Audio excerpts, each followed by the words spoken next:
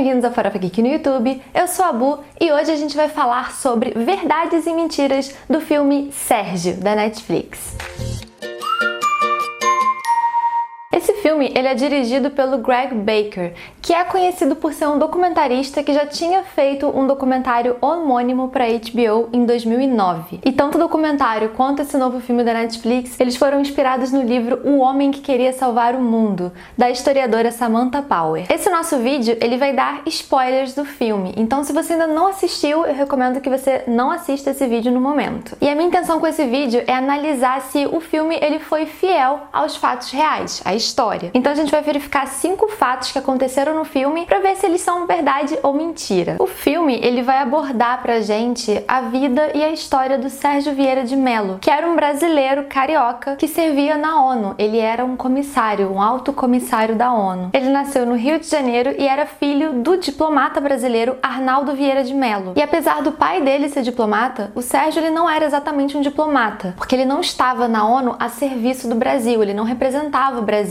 E o Sérgio abandonou o Brasil muito cedo na vida dele. Quando ele tinha 17 anos, ele e o pai, que era diplomata, tiveram que sair do Brasil porque o pai foi punido pela ditadura militar. Eles dois então acabaram se exilando na França e foi onde o Sérgio fez faculdade. Ele cursou filosofia na Sorbonne. Mais tarde, ele conseguiu pela Universidade de Paris o doutorado dele em ciências sociais. E em 1969, quando ele tinha apenas 21 anos, o Sérgio já conseguiu começar o emprego dele na ONU. Em 12 de setembro de 2002, ele foi nomeado Alto Comissário da ONU de Direitos Humanos, que foi o cargo que ele tinha até a sua trágica morte lá em 2003. E a morte do Sérgio, ela foi muito emblemática para a ONU, foi uma perda muito grande para a instituição. Foi o primeiro ataque aberto contra uma sede da ONU no mundo e também o Sérgio, ele era um dos principais nomes para substituir o Kofi Annan, que até então era o secretário-geral das Nações Unidas. Com certeza, o Sérgio também foi o brasileiro mais famoso que trabalhou na ONU. Uma curiosidade legal sobre esse filme é que ele é todo costurado com o vídeo de boas-vindas que o Sérgio, interpretado pelo Wagner Moura,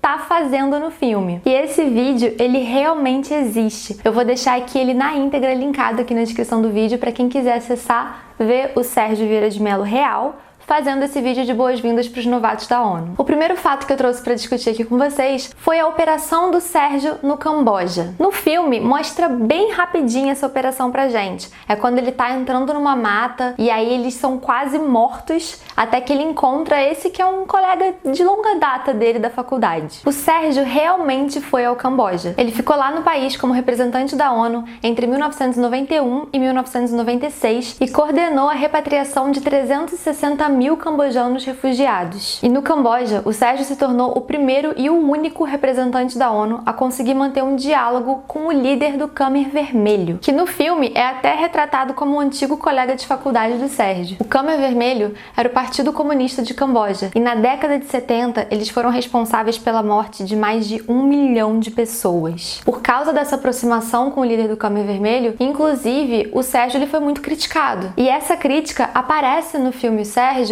na figura do líder separatista do Timor-Leste. Em uma das cenas, esse líder do Timor-Leste, que está querendo a independência do seu país, exige uma retratação da Indonésia, que o presidente da Indonésia peça perdão publicamente por todos os anos de dominação. E aí ele alfineta o Sérgio falando justamente isso. Que justiça você trouxe para o povo cambojano? Dando aí aquela alfinetada para deixar claro que ele não concordou com o fato do Sérgio ter mantido essas conversas com o líder do Khmer Vermelho. Isso levanta pra gente um ponto interessante. Até que ponto a gente pode manter conversas com genocidas, pessoas que cometeram crimes contra a humanidade? Será que o uso da força nesses casos ele é justificado? Até onde vai a diplomacia, né? Até onde é bom para os países você tentar manter diálogos com pessoas que cometeram crimes tão horrendos? O nosso segundo fato advém desse primeiro. Como eu já falei, o líder do Timor-Leste, que está querendo a independência do país, exige uma retratação do presidente da Indonésia. E aí o Sérgio fica numa sinuca de bico enorme, né? Porque imagine você, o líder de um país,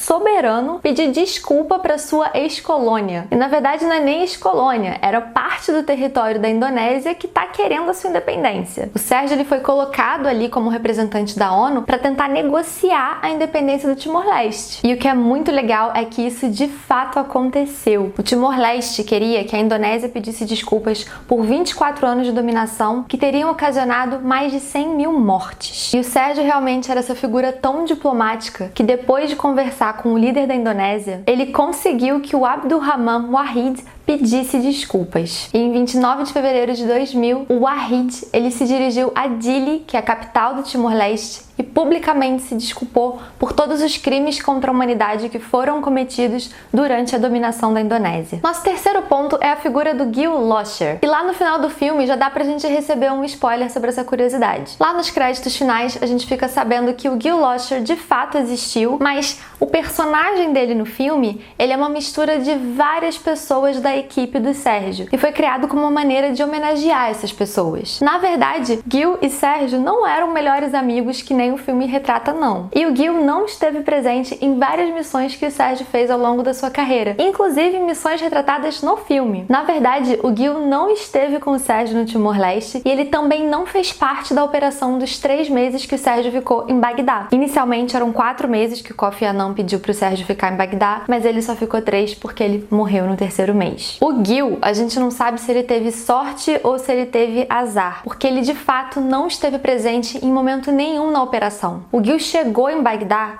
no dia do bombardeio. Ele chegou, se dirigiu à sede da ONU, que ficava no Hotel Canal, em Bagdá, houve o bombardeio e ele de fato ficou preso entre os escombros. Aquela cena em que ele teve que amputar as pernas, ela é real. Os bombeiros, para conseguirem resgatar o Gil, tiveram que amputar as pernas dele e fazer outras coisas também que o filme não mostrou. Mas no caso, o documentário mostra. Para o Sérgio escapar, os bombeiros tiveram que inclusive dilacerar alguns outros cadáveres que se encontravam ali na região para conseguir passar com o Gil e a maca. Nosso quarto fato é a figura do Paul Bremer, que era o responsável pela ocupação dos Estados Unidos no Iraque. A gente sabe que depois do 11 de setembro, os Estados Unidos começaram com uma guerra ao terrorismo, uma guerra ao terror. O Bush fez uma caça às bruxas, tentando destruir não somente aquele responsável pelo ataque terrorista de 11 de setembro, mas também com todo o terrorismo do mundo. Como se isso coubesse exclusivamente ao salvador do mundo, aos Estados Unidos. Que a gente poderia tratar aqui como um complexo de herói, mas na verdade não tem nada de complexo de herói, gente? É um complexo de dominação mesmo. Tudo que eles queriam era uma desculpa para invadir a soberania dos outros países. Essa guerra ao terror levou às acusações das armas de destruição em massa que supostamente Saddam Hussein teria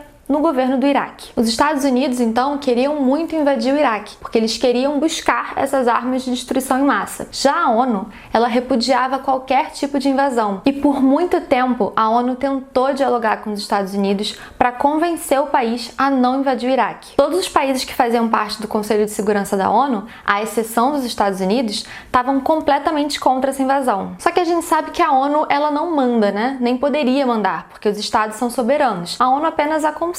E os Estados Unidos não seguiram o conselho da ONU, invadiram o Iraque. Tem aquela cena muito icônica daquela estátua enorme do Saddam Hussein caindo. E depois que Saddam foi executado, o Iraque ficou então sem líder. Nesse momento, houve uma divergência muito grande sobre qual seria o próximo passo. Toda a comunidade internacional, e aí nesse caso representada pela ONU, estava querendo fazer uma pressão muito grande para que os Estados Unidos diretamente organizassem novas eleições para que o povo iraquiano elegesse seu próximo líder. Já os Estados Unidos, o que eles estavam querendo era estender ao máximo esse período de coalização, esse período de caos, para ter total domínio do próximo líder do Iraque. Como se o novo governante do Iraque fosse governar só de fachada, porque por trás dos panos seriam os Estados Unidos que teriam total domínio do país. Então o objetivo da ONU no Iraque era muito claro. Eles queriam conduzir o país a novas eleições depois de anos sendo dominados pelo Saddam Hussein. Já os Estados Unidos, ele queria manter o governo de coalização para ajudar a criar as novas leis que iriam gerir o Iraque. Lógico que isso era uma forma de dominação no país. E é aí que entra a figura do Paul Bremer. O Paul Bremer foi indicado pelo George W. Bush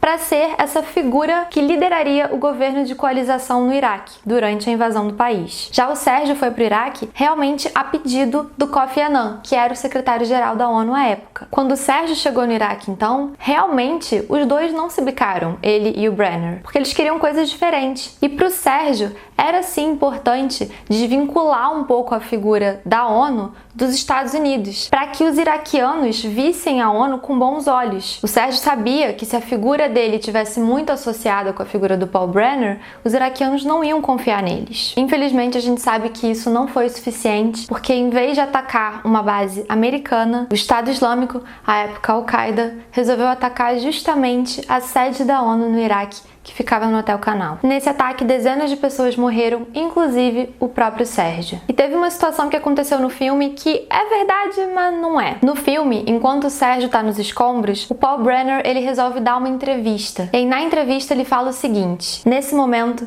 meu querido amigo Sérgio está em algum lugar ali atrás. Pode ser que ele tenha sido o alvo desse ataque. No filme, quando ele fala isso, o Sérgio de fato tá ainda soterrado nos escombros. E na vida real, essa entrevista realmente aconteceu. Mas tem um detalhe: Paul Brenner falou isso na vida real, só que ele já sabia que o Sérgio estava morto quando ele falou isso. E a justificativa dele para mentir foi solidariedade à família do Sérgio. Ele disse que ele não queria que a família do Sérgio descobrisse a sua morte em um programa de TV. Então, por isso, na entrevista, ele decidiu dar esperanças de que o Sérgio ainda estava vivo, enquanto os oficiais faziam lá o contato com a família dele. Vamos falar agora do nosso quinto fato: a morte do Sérgio. O Sérgio morreu em 19 de agosto de 2003 em uma sede da ONU no Hotel Canal, em Bagdá, capital do Iraque. E a explosão se deu por conta de um carro-bomba em um ataque suicida. Pesquisando os arquivos, a gente descobriu que essa explosão ela foi filmada, porque no momento da explosão a ONU estava fazendo um pronunciamento. Tinha um funcionário da ONU que estava falando ao vivo. E aí a gente consegue ver com muita clareza ele falando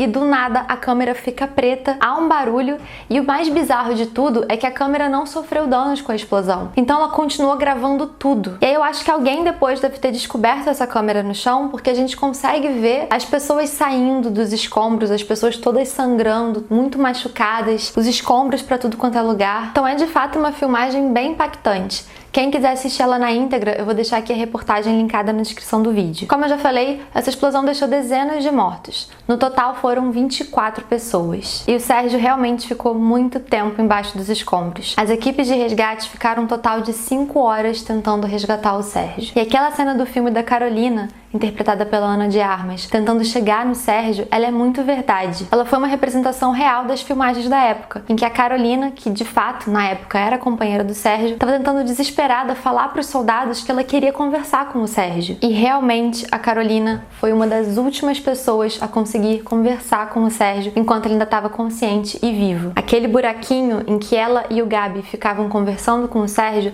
ele realmente existiu. Em 2008, a historiadora Samantha Power, a escritora do livro que inspirou o filme, ela deu uma entrevista à revista Piauí falando que na época os bombeiros estavam muito pessimistas para resgatar o Sérgio, porque ele ficou preso em escombros muito pesados.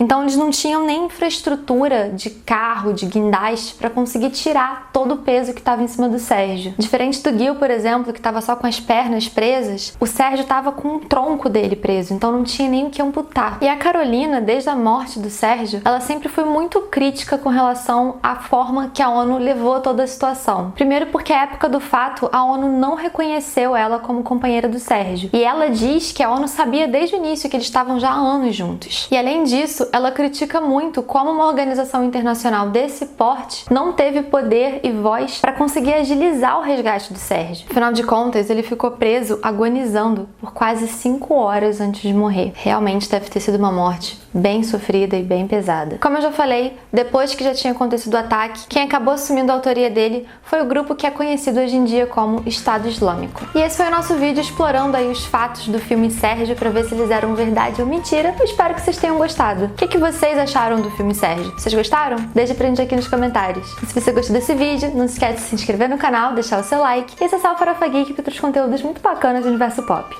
Um beijo e até a próxima!